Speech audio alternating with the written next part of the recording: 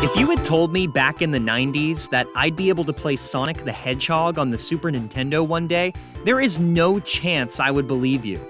After all, that was kind of the whole point of Sega's big marketing campaign around the Sega Genesis. What Nintendo? Well, it turns out Genesis does what Nintendo can also do. Get it? Because the Genesis and In this video, I'm not talking about a ROM hack or some crappy bootleg, but an honest-to-God port of classic Sonic. I mean, look at this. It plays great. It even sounds great if you can look past the instrumentation discrepancies, but it's definitely not a one-for-one port. There are quite a few differences here, so let's jump in and take a deeper look at Sonic the Hedgehog for the Super Nintendo. Earlier this month, a guy by the name of TiagoSC shared this entirely unholy creation with the NES dev forums, and, well, people got pretty excited. By the way, this is the same dude who ported Mega Man X to the Sega Genesis, so I guess porting retro games to their biggest competitor consoles is kind of this guy's niche.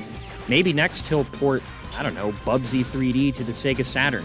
It might be kind of cool to see that steaming pile of garbage on a brand new platform. What could possibly go wrong? Now, as similar as this game looks to the original, you might imagine there's quite a bit that's different behind the scenes. For one thing, the creator had some big slowdown issues to deal with. To fix that, he preloaded a lot of tiles in the Super Nintendo's video RAM to keep the demand on the processor a lot lower. In fact, the only sprites in the direct memory are Sonic, the rings, invincibility, and the shield.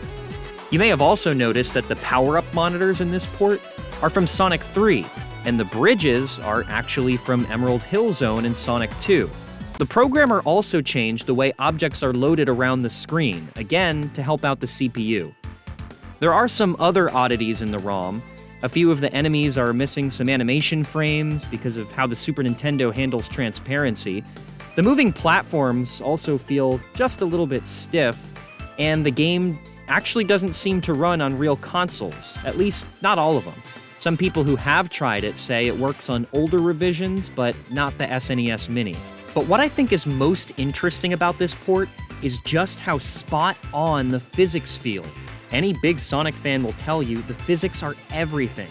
It's the difference between the absolutely amazing and polished Sonic Mania and, well, the floaty, imprecise controls of classic Sonic and Sonic Forces.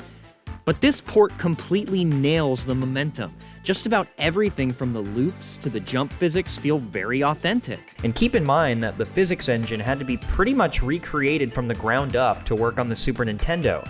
And the physics of Sonic himself are a lot more complicated than I can wrap my head around, and it needs more processing power than other games of that time. And there's the fact that this ROM was built without using any enhancement chips. It's running on stock Super Nintendo hardware. There's no extra power like the Super FX chip built into the cartridges for Yoshi's Island, Star Fox, or Doom. Clearly, this just shows how talented this developer is and how well he optimized the game to run on the Super Nintendo. Oh, did I mention you can't die in this version?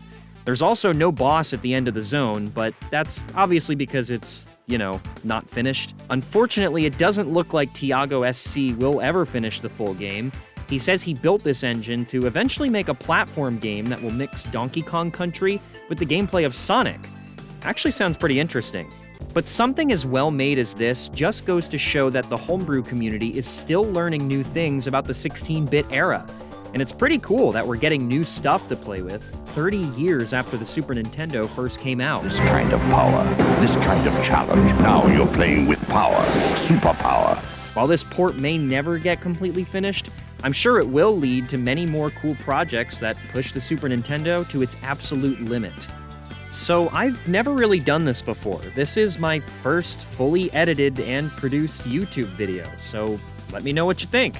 Maybe you loved it. Maybe I completely missed something, I don't know, or maybe you just hate the sound of my voice. That's fine too.